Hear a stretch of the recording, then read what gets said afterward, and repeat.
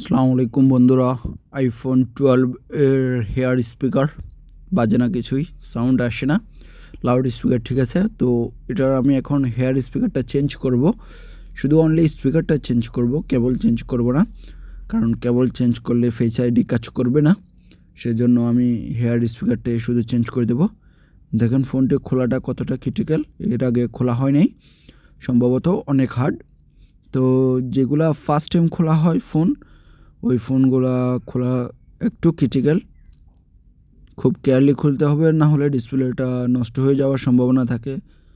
এটা এমন একভাবে ফিটিং করা যে ফার্স্ট টাইম খোলা অনেক ঝামেলাদায়ক, বা কেয়ারলি যদি না খুলে ডিসপ্লে নষ্ট হয়ে যেতে পারে, লাইন চলে আসতে পারে, সেই জন্য এই যে দেখেন কত হার্ড। তো এই ফোনগুলা এক্সপিরিয়েন্স না থাকলে না খোলাই বেটার, সচরাচর সবাই খোলা ঠিক না যদি এক্সপিরিয়েন্স না থাকে। তো এই যে দেখেন আমি খুলে নিচ্ছি, অল্প অল্প থিনার দিয়ে এটা আঠাগুলো ছাড়িয়ে নিচ্ছি। অনেকে আবার গরম করেই খুলে, আমি গরম করে খুলতে ভালো লাগে না আমার হিট দিয়ে, তো আমি হালকা থিনার দিয়ে খুলে নিই। এই যে দেখেন, তো বেশি থিনার দেওয়া যাবে না, বেশি থিনার দিলে ভিতরে গেলে সমস্যা, নষ্ট হওয়ার চান্স থাকে। এই যে দেখেন খুলে গেছে খুব সুন্দরভাবে। তো এটার আমি এখন ডিসপ্লেটা খুলে নেব। ডিসপ্লেটা আলোক করে আমি হেয়ার স্পিকার বক্সটা চেঞ্জ করব শুধু।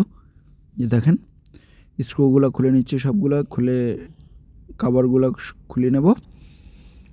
এই ফোনগুলো ছোটোখাটোর মধ্যে ইউজ করতে এত মজা, যে ইউজ করে সেই জানে। তো এই ফোনগুলো ক্যারি করতেও অনেক মজা।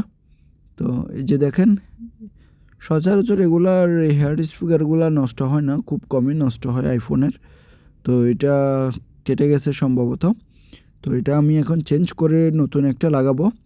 এগুলা ভালো কোয়ালিটির পাওয়া যায় এখানে, অরিজিনাল তো পাওয়া যায় না, মার্কেটের সর্বোচ্চ কোয়ালিটির পাওয়া যায়। আর যে দেখেন আমি এখন এই শুধু হেয়ার স্পিকারটাই খুলে নেব কেবল থেকে, কেবলের দুটা ঝালাই করা আছে। এই যে দেখেন খুব সুন্দরভাবে খুলে গেছে। তো এটা আমি এখন নতুন একটা লাগিয়ে নেব, এই যে নতুনটা নিয়ে আসছি, এটা আমি একটু ভালো করে লাগিয়ে নেব তাতাল দিয়ে, যাতে অ্যাকুরেটলি লেগে থাকে, ডিসকানেক্টেড না হয়, সেজন্য একটু ভালোভাবে খেয়াল করে লাগাবেন। যে লাগিয়ে নিলাম। এবার আমি 4টা স্ক্রু দেওয়া আছে, ওই স্ক্রু চারোটা আমি লাগিয়ে নেব খুব ভালো করে, যেহেতু লুজ বা লড়াচড়া না করে। দেখেন এই ডিসপ্লেটা অরিজিনাল ডিসপ্লেতে ফার্স্ট টাইম আমি ওপেন করছি, এটা এর আগে খোলা হয়নি এই ফোনটা। তো এই যে দেখেন এবার কানেক্টরগুলো লাগিয়ে আমি হেয়ার স্পিকারটা চলে কিনা, সাউন্ড স্মুথলি আছে কিনা সব কিছু চেক করে নেব। দেন যদি স্মুথলি সব কিছু থাকে ভালোভাবে, তাহলে এটা আমি ফিটিং করে নেব।